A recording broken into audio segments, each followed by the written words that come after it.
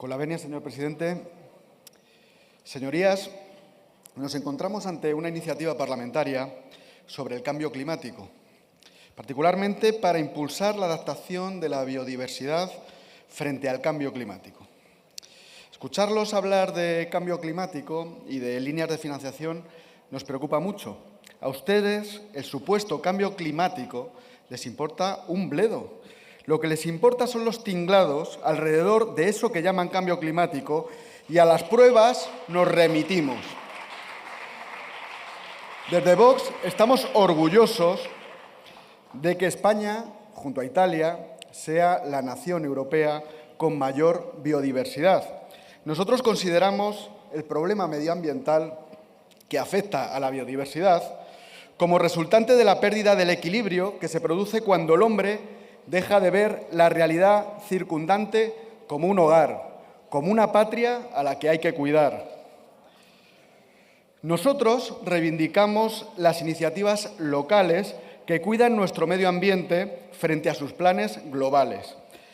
Reivindicamos las asociaciones civiles, la comunidad, frente al activismo político ecorradical.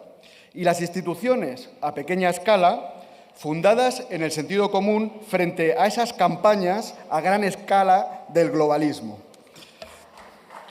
Las élites a las que ustedes sirven fracasaron ya en sus anteriores intentos de someter las políticas nacionales y ahora, y por ello, en la nueva Agenda 2030, el hilo argumental es la lucha contra el cambio climático.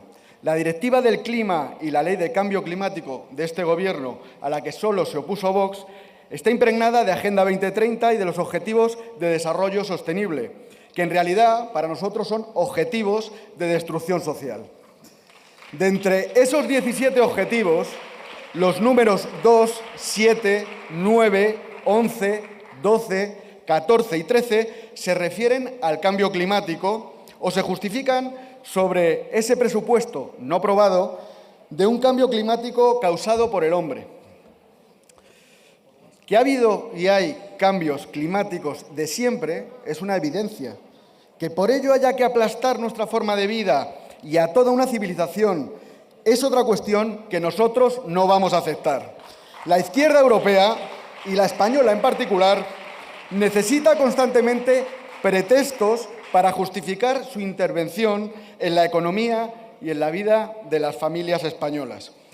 Ahora tenemos en ciernes los centros de bajas emisiones de todas las ciudades de más de 50.000 habitantes, donde las políticas verdes de esa Agenda 2030 plantean cercar los centros urbanos que estarían solo accesibles a aquellos privilegiados que se puedan comprar un coche eléctrico. En el caso de mi ciudad, de Ciudad Real, se plantea levantar un perímetro de zona de bajas emisiones donde antiguamente se levantaba la muralla medieval, una zona plagada de cámaras de vigilancia, de controles de paso para hacer inaccesible el centro. Es decir, volvemos otra vez al medievo, donde para pasar a las ciudades tenías que pagar una tasa o ser de las castas privilegiadas. Todas estas medidas se imponen sin tener en cuenta ni a los comerciantes, ni a los pequeños empresarios, ni a los hosteleros, ni a los vecinos. Nadie les pide opinión, nadie les deja decidir. Es una cuestión dogmática que hay que obedecer por imposición. Toda la política verde cojea del mismo pie. Las medidas que se adoptan en su nombre tienden a perjudicar a las clases populares, abocando al desempleo a miles de españoles, mientras benefician a grandes poderes económicos.